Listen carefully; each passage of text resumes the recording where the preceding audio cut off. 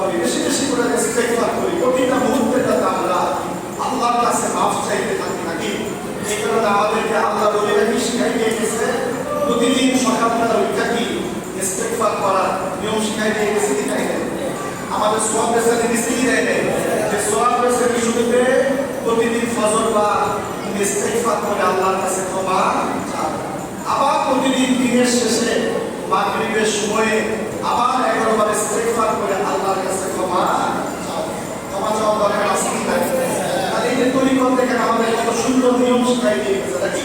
প্রতিদিন ফজরের সময় আল্লাহর কাছে ইস্তেগফার করো, প্রতিদিন মাগরিবের সময় আল্লাহর কাছে ক্ষমা চাও নাকি। সকালে ইস্তেগফার করলে আল্লাহ কি রাতের গুনাহ মাফ করে দিতে পারে, আবার সন্ধ্যায় ইস্তেগফার করলে আল্লাহ দিনের গুনাহ মাফ করে দিতে পারে। তাহলে যে তরিকতের সাথে সম্পর্ক রাখলে আমাদের লাভ নাকি লস? লাভ নাকি লস? লাভ নাকি লস? তরিকতের মূল উদ্দেশ্য একটাই, আমরা কিভাবে আল্লাহকে পাবো, কিভাবে আল্লাহর কাছে ক্ষমা দিব, কিভাবে আমরা আখিরাতের জিন্দেগিটাকে সুন্দর করব। আর এর বাইরে কি কোনো উদ্দেশ্য নাই, এর বাইরে কি কোনো উদ্দেশ্য নাই। আল্লাহ তাআলা কি বলছেন, ইয়া আইয়ুহাল্লাযীনা আমানু যকুরুল্লাহা যিকরান কাসীরা। আল্লাহ তাআলা কি বলছেন, হে ঈমানদারগণ তোমরা বেশি বেশি করে আল্লাহ তাআলার জিকির করো। বেশি বেশি করে কি আল্লাহর জিকির করতে। আমাদের জিকির করার দরকার আছে কি নাই? কম না বেশি? কম না বেশি? যদি আমি বলি বেশি, বেশির কি কোনো সময় নির্ধারণ আছে? বেশি কোনো সময় নির্ধারণ আছে কি? যত পারো তত আল্লাহর জিকির করতে থাকো, কারণ আল্লাহর জিকিরের মাধ্যমে আমাদের যে শত্রু, এই শত্রু থেকে কি আমরা রক্ষা পাবো নাকি। মানুষের শত্রু হলো দুইটা, একটা হলো নফস আর একটা হলো কি শয়তান নাকি। এই দুই শত্রুকে সবসময় আমাদেরকে চায় খারাপ পথে নেওয়ার জন্য। আর এই শত্রু থেকে দুনিয়ার কোনো ওষুধ বাঁচাইতে পারবে না, দুনিয়ার কোনো সত্য বাঁচাইতে পারবে না। বাঁচাইতে পারবে একটা জিনিস, সেটা হলো কি আল্লাহ তাআলার জিকির। দুই নাম্বার কি, গুনাহর কারণে মানুষের অন্তর কালো হয়ে যায়, গুনাহর কারণে মানুষের অন্তর পরিবর্তন হয়ে যায়, গুনাহর কারণে একটা মানুষ শয়তান হয়ে যায়। গুনাহর কারণে মানুষ কি দুনিয়ার পথ থেকে কি শয়তানের পথে চলে যায়। এই যে শয়তানের পথ থেকে আমাদের এই অন্তরকে যদি আমরা পরিশুদ্ধ করতে চাই, একটাই কাজ, সেটা হলো কি আল্লাহ তাআলা, সেটা হলো কি আল্লাহ তাআলা জিকির। আমরা যদি আমাদের কালকে পরিশুদ্ধ করতে পারি, আমাদের কি সমস্ত শরীরটা পরিশুদ্ধ হয়ে যাবে, আমাদের সমস্ত চিন্তাগুলো পরিশুদ্ধ হয়ে যাবে। যাবে কি যাবে না নাকি? আমরা তখন কি দুনিয়া বাদ দিয়ে কি আখিরাতকে বেশি চিন্তা করবো নাকি? আমরা মুখে বলতে হবে নাকি? এটার জন্য কি কাজ করতে হবে? কি কাজ করতে হবে? আল্লাহ তাআলা জিকির করতে হবে নাকি? আমরা তো শুরুতে নিয়ম শিখাই দিলাম, শ্বাস নিবেন আল্লাহ বলবেন, ছাড়বেন ঘুম বলবেন নাকি। শ্বাস ছাড়বেন লা ইলাহা করবেন, শ্বাস নিবেন ইল্লাল্লাহ করবেন। সবসময় কালকের দিকে খেয়াল করে আল্লাহ আল্লাহ জিকির করবেন নাকি। এছাড়া আর যত জিকির আছে, সমস্ত জিকির যত আমরা বেশি করব, আমাদের কাল তত বেশি পরিশুদ্ধ হবে। কালবের মধ্যে কি তত বেশি নূর আসবে। কালবের মধ্যে কি আসবে? নূর। কালবের মধ্যে কি আসবে? কারণ আমাদের কাল তৈরি হয়েছে নূর না, কাল কি যেন তৈরি হয়েছে। আমরা বলি আছে মানুষ মাটি তৈরি, মানুষ মাটি তৈরি, কিন্তু এই কালবের মধ্যে কি আছে? নূর আছে। নূরের মধ্যে কি আছে? নূর আছে। কিন্তু কি হয়েছে, আমরা গুনাহ করতে করতে এই নূর, এই আলোকে কি করছে, আমরা হালকাটা যদি আমরা একটা বালতি করে দিয়ে দিই, বাতি জ্বললে এটার বাতিতে লাইট কি পাই হবে? পাই হবে। আর অন্ধকারের মধ্যে যদি আপনি থাকেন, বিপদ আপদ হবে। একইভাবে আমাদের অন্তরের মধ্যে আমাদের কাল দিয়ে গেছে তো নূরের তৈরি, কিন্তু এই নূরের মধ্যে যদি গুনাহ করতে করতে যদি অন্ধকার হয়ে যায়, সেই মানুষটা কি খারাপ হয়ে যায়। তখন সে চোখ দিয়ে খারাপ কাজ করবে, মুখ দিয়ে খারাপ কথা বলবে। আর এটাকে পরিশুদ্ধ করার একটাই যন্ত্র, সেটা হলো কি আল্লাহ তাআলা জিকির। আমরা যদি একটু মহব্বতের সহকারে কালবের জিকির করি, যাতে আমাদের কালবের মধ্যে নূর আসে, কালবের মধ্যে থেকে যাতে শয়তান বের হয়ে যায়, কালবের মধ্যে যাতে সমস্ত কালবের কালো যত খারাপ কিছু আছে এগুলো যাতে বের হয়ে যায়, আমরা যতবার পারি আমরা কালবের মধ্যে আল্লাহ আল্লাহ আল্লাহ আল্লাহ নামের শব্দ স্মরণ যাতে আমরা কালবের মধ্যে দিতে থাকি। আমাদের কালবের স্থান হলো বাম স্তরের বিরাজের নিচে। মহব্বত সহকারে একটু চোখটা বন্ধ করে আমরা জিকির করবো। আমরা নিয়ত করে নিই আউযু বিল্লাহি মিনাশ শাইতানির রাজিম বিসমিল্লাহির রহমানির রহিম। আমি আমার কালবের দিকে মুতাওয়াজ্জিহ আছি। আমার কাল বিশ্বাস করবা দাদা বিশ্বাস করবা কালবের উসিলায় আল্লাহ তাআলা আরশের দিকে মুতাওয়াজ্জিহ আছে। আল্লাহ তাআলা আরশে তাআলা হইতে চিশতিয়া তরিকা নিসবত অনুযায়ী আল্লাহ আল্লাহ জিকিরের ফায়েজ একজোর দিয়ে আল্লাহ আল্লাহ জিকিরের ফায়েজ আমাদের কালবে আসুক ইয়া আল্লাহ আমিন। মহব্বত সহকারে একটু জিকির করি, দুনিয়ার চিন্তাতে একটু বন্ধ করি, চোখটা বন্ধ করি, একটু আল্লাহর সাথে আমাদের অন্তরের সাথে একটু সম্পর্ক তৈরি করি। আমরা মহব্বত সহকারে করি আল্লাহ আল্লাহ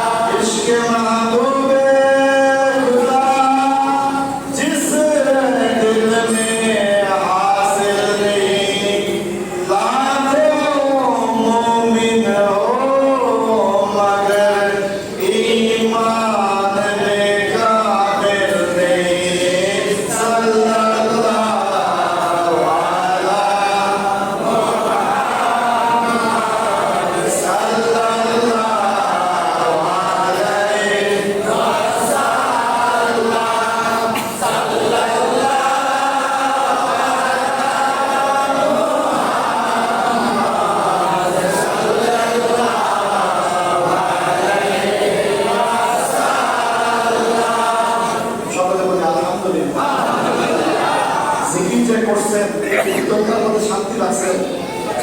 আল্লাহ তাআলা কি বলছে যে আল্লাহ বিযিকরিল্লাহি তাতমাইন্নুল কুলুব, আল্লাহর জিকিরের মাধ্যমে মানুষের এই কলবের মধ্যে, অন্তরের মধ্যে শান্তি আসে। কারণ জিকির করলে আল্লাহর রহমত আসে, জিকির করলে মানুষের গুনাহ মাফ হয়ে যায়। নাকি আল্লাহর হাবিব সাল্লাল্লাহু আলাইহি ওয়াসাল্লাম যখন মক্কা বিজয় করলেন, বিজয়ের পরে অনেক মক্কা তৈরি আরো একটা যুদ্ধ হয়েছিল, যুদ্ধের পরে অনেক গনিমতের মাল পাইছে। পাওয়ার পরে আল্লাহর হাবিব সাল্লাল্লাহু আলাইহি ওয়াসাল্লাম কি করছে, সব গনিমতের মাল মক্কাবাসীকে দিয়ে দিয়েছে। যুদ্ধের মধ্যে কি যারা মদিনা শরীফ থেকে আসছে তারাও কি ছিল, যারা মক্কা থেকে মদিনাতে হিজরত করে গেছে তারাও ছিল, কিন্তু আল্লাহর হাবিব সাল্লাল্লাহু আলাইহি ওয়াসাল্লাম তাদেরকে না দিয়ে কি করলেন, মক্কাবাসীকে সমস্ত মালগুলা দিয়ে দিল। যখন এই মালগুলা দিয়ে দিল তখন মদিনা লোকরা খুব মনে কষ্ট পাইল, যারা মুহাজিরিন ছিলেন তারা কি মনে মনে কষ্ট পাইল যে আমরা জীবনের শুরু থেকে আল্লাহর হাবিব সাল্লাল্লাহু আলাইহি ওয়াসাল্লামের সাথে এত যুদ্ধ করলাম, এত কষ্ট করলাম, কিন্তু এই যুদ্ধের পরে গনিমতের মাল আল্লাহর হাবিব সাল্লাল্লাহু আলাইহি ওয়াসাল্লাম কি করলেন,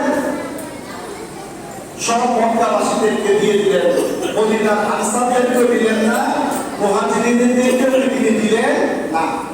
আল্লাহর হাবিব সাল্লাল্লাহু আলাইহি ওয়াসাল্লাম যখন এই জিনিসটা দেখলেন যে আনসাররা, মুহাজিরিনরা মনের মধ্যে কষ্ট পাইতেছে, কারণ কি তারা যুদ্ধ থেকে যেগুলা সম্পদ উপার্জন হয়েছে এগুলা কি কোনো সম্পদ আল্লাহর হাবিব সাল্লাল্লাহু আলাইহি ওয়াসাল্লাম আনসারদেরকেও দেন নাই, মুহাজিরিনদেরকেও দেন নাই, শুধুমাত্র কি মক্কাবাসীদেরকে দিয়ে দিয়েছে।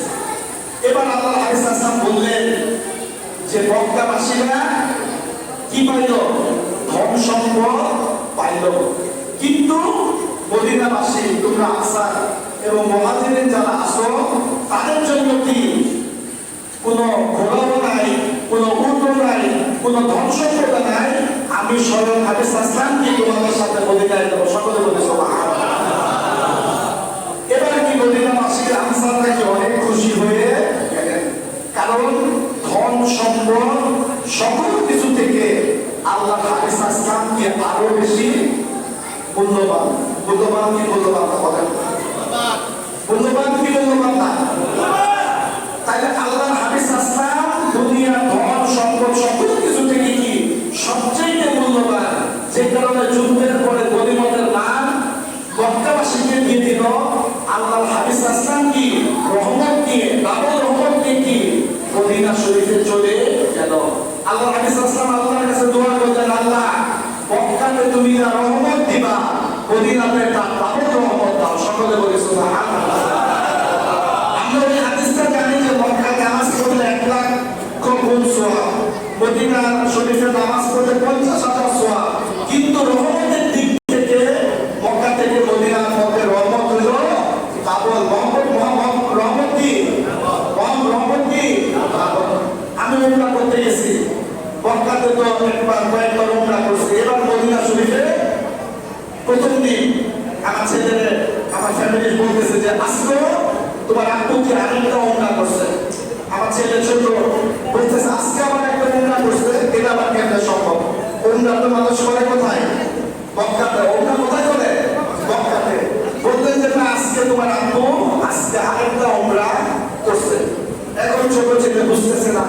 এবার তাকে বলা হইল যে কোনো মানুষ যদি মক্কা থেকে মদিনা শরীফ থেকে যদি কুবা মসজিদে যায়, গিয়ে যদি 2 রাকাত নামাজ পড়ে, আল্লাহ তাআলা কি করবে, তাকে একটা উমরা হজের সওয়াব দিবে। সকলে বলি সুবহানাল্লাহ, সকলে বলি সুবহানাল্লাহ। তাহলে কি ভালো রহমত আছে কি নাই? তওয়াফ করতে কত কষ্ট, সাফা মারা কত কষ্ট, আর মদিনা শরীফ থেকে শুধু আপনি কুবা মসজিদে যাবেন, 2 রাকাত নামাজ পড়বেন, একটা উমরা হজের সওয়াব আল্লাহ তাআলা নসিব করবে। সকলে বলি সুবহানাল্লাহ। আমি মদিনা শরীফে এবার 6 দিন ছিলাম। আমার মনের মধ্যে লাগলো আল্লাহর হাবিব সাল্লাল্লাহু আলাইহি ওয়াসাল্লাম যখন মদিনা শরীফে ছিলেন, উনি কি হাইটা কুবা মসজিদে যেতেন নাকি 4-5 কিলোমিটার দূরে। আমি এবার মনে করলাম যে ঠিক আছে, আমিও আল্লাহর হাবিব সাল্লাল্লাহু আলাইহি ওয়াসাল্লামের এই সুন্নতটাকে পালন করি। আমি কি করতাম, প্রতিদিন ফজরের নামাজটা পড়তাম, কইরা সেই মসজিদুল নববী থেকে একটা হাঁটা দিতাম, হাঁটতে হাঁটতে মসজিদে কুবাই যেতাম, সেখানে গিয়ে 2 রাকাত নামাজ পড়তাম। তার মানে আমরা কি বুঝলাম যে মক্কাতে রহমত যা আছে, মদিনা শরীফে কি তার রহমত পাবো। আল্লাহ হাফেজ আসলাম বলেছেন যে একটা সাপ যখন বিপদে পড়ে, সাপকে পড়ে যায়, গর্তের মধ্যে ঢুকে কি ঢুকে না, ঢুকে কি ঢুকে না। একটা সাপ যেভাবে ভয়ে গর্তের মধ্যে ঢুকবে, একইভাবে যারা ইমানদার তাদের স্থান হবে মদিনা হলো কি সেরকম গর্তের মতো। ইমানদারকে বিপদে পড়লে কোথায় যাবে? মদিনা শরীফে যাবে। সকলে বলে সুবহানাল্লাহ। আমার কথা কি বোঝা গেছে? আমাদের স্থান করে আমাদের দিক কিন্তু খেয়াল করে থাকবে, মদিনা শরীফের দিকে আমাদের খেয়াল থাকবে নাকি। একটা গজল আছে না, সোনার মদিনা, কি নাম বলে না, সরি, সোনার মদিনা বহু দূরে, প্রাণের মদিনা বহু দূরে, কিন্তু মদিনাওয়ালা কোথায়? আমার অন্তরে। একটা আছে না, সুন্দর একটা নাম তাহলে শুনছি নাকি। তাহলে সোনার মদিনা অনেক দূর হইতে পারে, কারণ এখানে অনেক মানুষ আছে যাদের কি ধন সম্পদ কম, হয়তো বা সেখানে যাওয়া সম্ভব হবে না নাকি। প্রাণের মদিনা অনেক দূরে হইতে পারে, কিন্তু রাসূল ইসলামের মহব্বতকে কি আমাদের অন্তরে রাখতে পারি না? রাসূল ইসলামের মহব্বতকে কি অন্তরে রাখতে পারি কি পারি না? পারি না। যেগুলো কুতুবুল ইরশাদ আব্দুল খালেক রাহমাতুল্লাহি আলাইহি কি শিখাই দিয়েছেন যে বাবা ফজরের বার 100 থেকে 500 বার দরুদ শরীফ পড়বা, এশার বার 100 থেকে 500 বার দরুদ শরীফ পড়বা। অসুস্থ যদি হও শুয়ে শুয়ে হইলেও দরুদ শরীফ আদায় করে দেবা। সকলে বলে সুবহানাল্লাহ। কি বলতেন? বলতে পারতেন যে অসুস্থ অবস্থায় না পড়লেও চলবে, কিন্তু তিনি কি করতেন? আল্লাহর হাবিব সাল্লাল্লাহু সাথে আমাদের এমন একটা কানেকশন তৈরি করে দিলেন যে অসুস্থ হইলে তুমি আল্লাহর হাবিবকে ছাড়বা না, আর তুমি যদি আল্লাহর হাবিবকে না ছাড়ো, আল্লাহর হাবিবও তোমাকে ছাড়বে না। সকলে বলে সুবহানাল্লাহ। কবরে গেলে কি আল্লাহর হাবিব সাল্লাল্লাহু পাওয়া যাবে কি যাবে না? যাবে কি যাবে না? কবরে কি পাওয়া যাবে কি যাবে না? দুনিয়ার মধ্যে যদি আপনার সাথে আল্লাহর হাবিব সাল্লাল্লাহু সাথে মহব্বত রাখেন, দুনিয়ার মধ্যে যদি বেশি বেশি করে দরুদ শরীফ পড়েন, জীবনের মৃত্যুর আগ দিন পর্যন্ত পড়ে, কবরে ঢোকানোর পরে প্রথম প্রশ্ন জিজ্ঞাসা করা হবে বান্দার ঢোকা আল্লাহ নাকি। আমরা কি বলবো? আমরা রবকে আল্লাহ। আমরা যদি দুনিয়ার মধ্যে এই যে আল্লাহর ওলিরা যে আমাদেরকে জিকির শিখাই দিয়েছেন, জিকির যদি করতে থাকি, আল্লাহ বলতে বেশি কষ্ট হবে না। যে ব্যক্তি আল্লাহ উত্তর দিবে মান দিনুকা, তার এই প্রশ্নের জবাব দিতে কষ্ট হবে না। আর যে ব্যক্তি দুনিয়ার মধ্যে বেশি বেশি করে দরুদ শরীফ পড়বে, সেই ব্যক্তিকে রাসূল সাল্লাল্লাহু চিনতে বেশি কষ্ট হবে না। সকলে বলে সুবহানাল্লাহ। বেশি কি কষ্ট হবে না? বলতে আমি তো রাসূল সাল্লাল্লাহু জীবনে দেখি নাই, দেখার দরকার নাই। দরুদ শরীফ পড়তে পড়তে ইনশাআল্লাহ যখন সেখানে দেখবেন নূরের নবী মুহাম্মদ মুস্তাফা সাল্লাল্লাহু, তখন সেখানে গিয়া চিনতে আমাদের কষ্ট হবে না। আল্লাহ হাদিস আসলাম বলছেন, যদি তুমি মরতে চাও মক্কা চুজ করো না, মরতে চাইলে জেরুজালেম চুজ করো না, মরতে চাইলে আমেরিকা চুজ করো না, মরতে চাইলে বাংলাদেশ চুজ করো না, মরতে যদি চাও একটা জায়গাকে বেছে নাও, সেটা হলো কি মদিনা শরীফ। কোন জায়গাটা? মদিনা শরীফ। কারণ তুমি যদি মদিনা শরীফে বলো আমি রাসূল কি করব? তোমার জন্য শাফায়াত করব। সকলে বলে সুবহানাল্লাহ। আমি রাসূল তোমার জন্য সাক্ষী থাকবো। আমি রাসূল কি করব? তোমার জন্য সাক্ষী থাকবো। তাহলে আমরা বলতে যাবো কোথায়? বাংলাদেশে নাকি মদিনায়? বাংলাদেশে নাকি মদিনায়? হযরত মালিক রাদিয়াল্লাহু আনহু যখন এই হাদিস শুনলেন, এবার বলতেন যে আমি মদিনা শরীফ আর ছাড়বো না। মদিনা শরীফ কি আমি ছাড়বো না? যদি মরতে হয় এখানেই মরবো। অনেক বড় বড় কাজ আসে, একদিনের কাজ, 2 দিনের কাজ, মনে মনে ভয় পায় আমি যদি 2 দিনের জন্য যাই আর যদি এখানে ফিরে না আসতে পারি, আমার মরণ যদি আরেকটা শহরে হয়, তাইলে তো এখানে আমার দাফন হবে না। এবার কি করলেন উনি? আর যাইতে চাই নাই। ওনার মৃত্যু হইল কোথায়? মদিনা শরীফে হইল।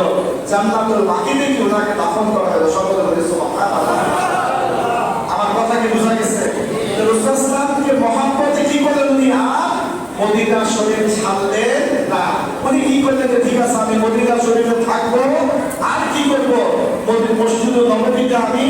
মানুষদেরকে হাদিসের শিক্ষা দিব। এবং তোমার আল্লাহ হাদিস আসলামের প্রতি এত বেশি সম্মান ছিল, মহব্বত ছিল। আমরা বলি না যে আমরা আল্লাহ সাল্লামের মহব্বতে দাঁড়াই কি দাঁড়াই না, দাঁড়াই কি দাঁড়াই না, কারণ এটা আমাদের অন্তরের বিষয় নাকি। হযরত আলী রাদিয়াল্লাহু আনহু কি করতেন, ওনার কাছে যদি কেউ এসে কোন হাদিস জিজ্ঞেস করতেন, উনি যতক্ষণ পর্যন্ত গোসল কইরা ওযু কইরা পবিত্র না হইতেন ততক্ষণ পর্যন্ত হাদিস শরীফ কারোর কাছে প্রকাশ করতেন না। সকলে বলি সুবহানাল্লাহ। এটার জন্য শরীয়তের হুকুম দরকার। তাই মহব্বতের মধ্যে শরীয়তের হুকুম দরকার আছে। ওনার মহব্বত করছে, উনি কি করতেন, ওযু কইরা হাদিস মানুষকে বর্ণনা করতেন। উনি যখন মসজিদুন নববীর মধ্যে কি করতেন, এভাবে মসজিদ বসতো, তখন গাড়িতে তার মাইক ছিল না, কি করতেন, মানুষদেরকে মুখে বলতেন। মুখে যখন উনি স্পিচ দিতেন, দেখা গেছে যে একসময় মানুষের সংখ্যা বাড়তেছে আর বাড়তেছে। এবার সবাই বলেন, হুজুর আপনি একটু জোরে বলেন। কি বলেন, জোরে কথা বলেন। কি বলেন, জোরে কথা বলেন। আমরা দূর থেকে শুনতে অনেক কষ্ট হয়। তিনি বলতেন, আল্লাহ তাআলা কোরআনে বলছে তোমার গলার শব্দ যাতে আল্লাহ হাবিব সাল্লাল্লাহু গলার শব্দের উঁচাই না যায়। আল্লাহ হাবিব সাল্লাল্লাহু দুনিয়াতে থাকতে এই হুকুম যেমন কার্যকর, দুনিয়া থেকে রওজা শরীফে শুয়ে আছেন এখন পর্যন্ত কার্যকর। সকলে বলি সুবহানাল্লাহ। আমার কথা কি বোঝা গেছে? এটা হলো মহব্বত। এই মহব্বতের কোনো দলিল লাগবে না। আমার কথা কি বোঝা গেছে?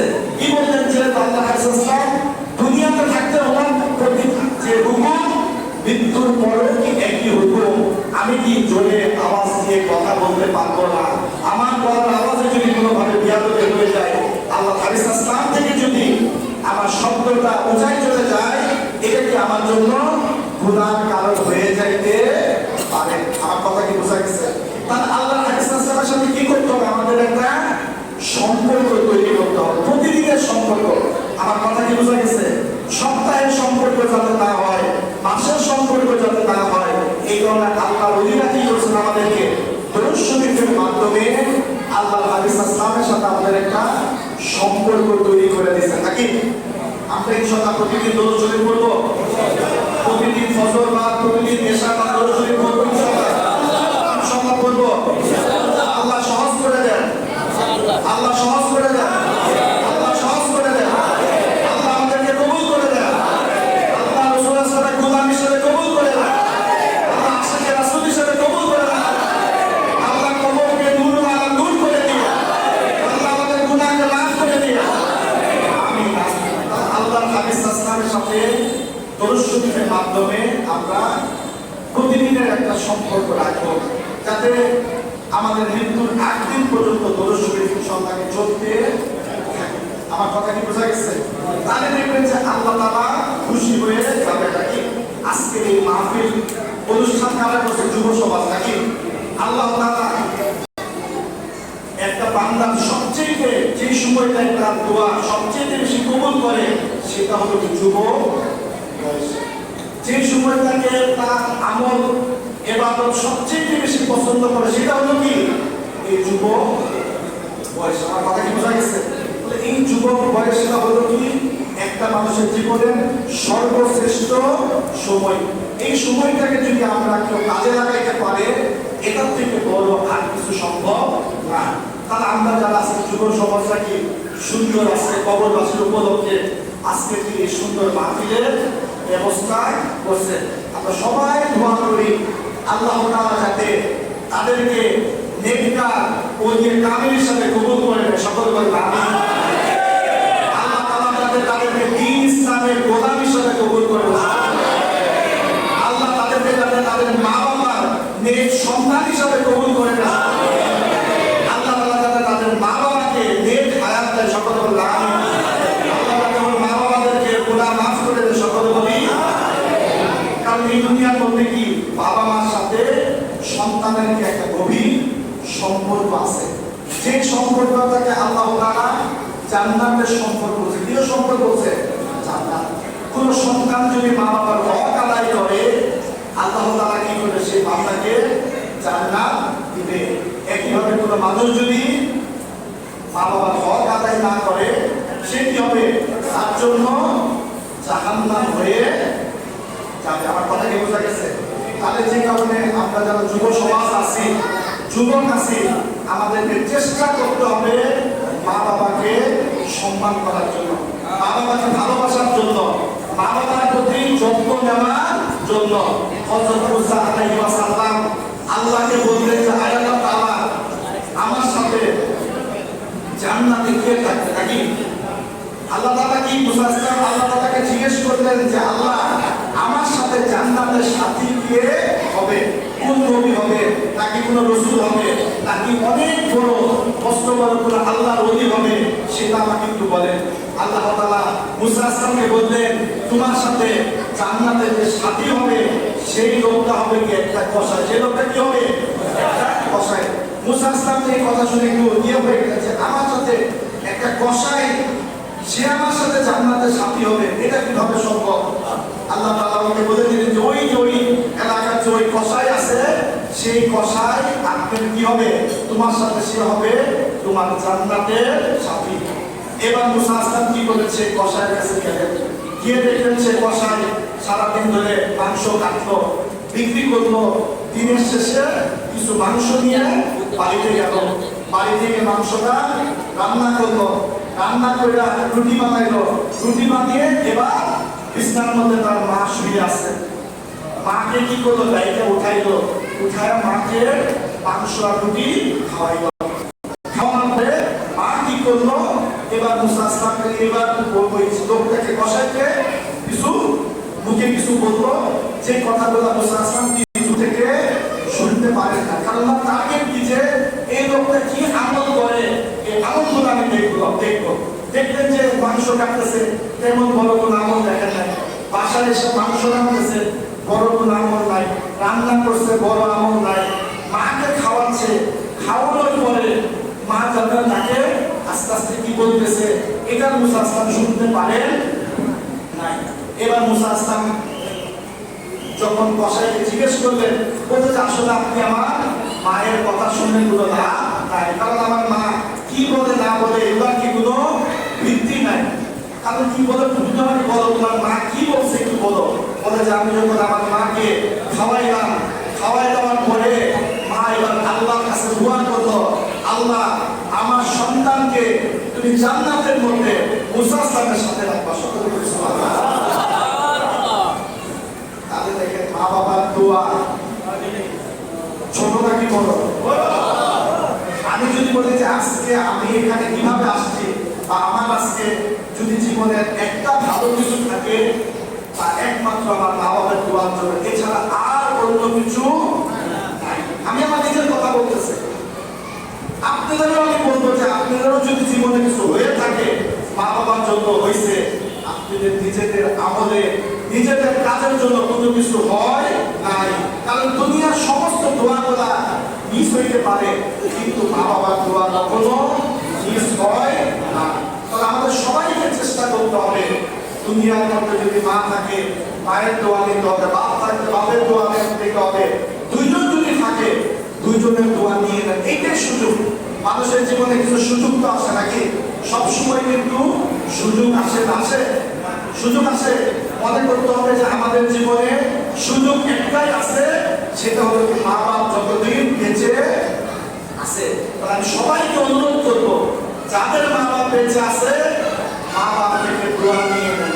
যেভাবে আমরা মা বাপ থেকে ওয়ারিসের হিসাবে ধন সম্পদ চাই, অনেকে চাই না আমরা যে আমার বাপের 100 কানি জমি আছে, আমরা দুই ভাই 50 কানি করে পাবো। আসলে এটার থেকে বড় জিনিস হলো যদি আপনি তাদের জীবিত অবস্থায় দোয়াগুলো নিতে পারেন, এটা 50,000 কানির থেকেও আরো বেশি মূল্যবান।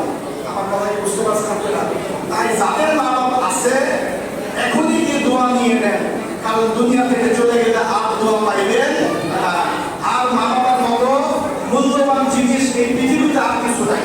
ধন সম্পদ টাকা পয়সা কোনো কিছুই মা বাবার সাথে কি যদি তুলনা করেন, সেটা কি কখনো সম্ভব হবে না। তাহলে বর্তমানে সময় আমরা অনেক সময় মা বাবার সাথে খারাপ ব্যবহার করি, তাদের হক আদায় করি না।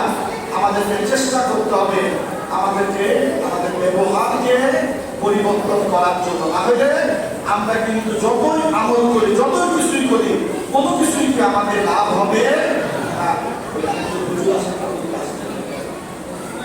হ্যাঁ, এখন আসে না। আর কত সময় লাগবে? যদি একটু আমি ওই মেয়েদের কথা বলবো,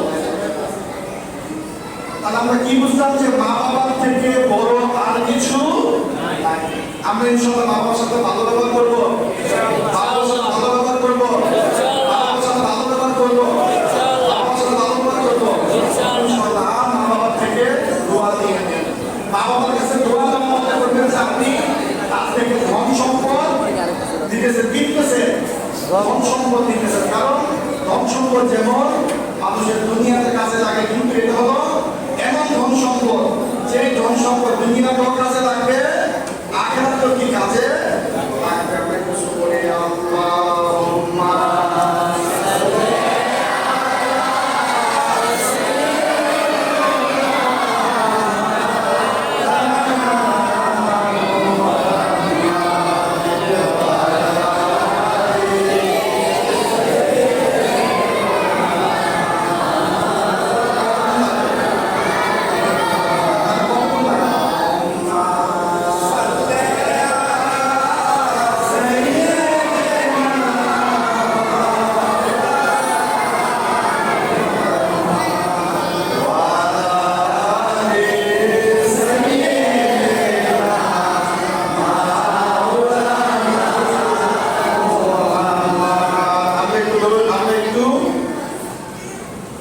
কলেমা শরীফের এখন জিকির করবো। কারণ আমরা এদের যেভাবে অর্জন করবো আমল কি সে অনুযায়ী করতে হবে নাকি। তাহলে জিকিরের মধ্যে সর্বশ্রেষ্ঠ জিকির হলো এই কলেমা শরীফের জিকির। লা ইলাহা ইল্লাল্লাহ জিকির। লা শব্দটা নামের মূল থেকে দরকার। ইলাহা শব্দটা নাম না হইলে মাথার তালুর মধ্যে বের করে দিব। ইল্লাল্লাহ শব্দটা মাথার তালু হইতে আমাদের কালবের মধ্যে জড়াতে দেব। আমাদের কালবের স্থান হলো বাম স্তনের 3 আঙ্গুল নিচে। আমরা নিয়ত করি আউযুবিল্লাহি মিনাশ শাইতানির রাজিম। বিসমিল্লাহির রহমানির রহিম। আমি আমার কালবের দিকে মুতওয়াজ্জা আছি। আমার কাল বিশ্বাস কেবলা, সারা বিশ্বাস কেবলা কালবের উসিলায় আল্লাহ তাআলা আরশে মুতওয়াজ্জা আছে। আল্লাহ তাআলা আরশে তাআলা হইতে কাফিয়া তরিকা নিসবত করে নফিস পার জিকিরের ফায়েজ আমাদের কালবে আসুন। ইয়া আল্লাহ আমিন। লা ইলাহা ইল্লাল্লাহ, লা ইলাহা ইল্লাল্লাহ, লা ইলাহা ইল্লাল্লাহ, লা ইলাহা ইল্লাল্লাহ, লা ইলাহা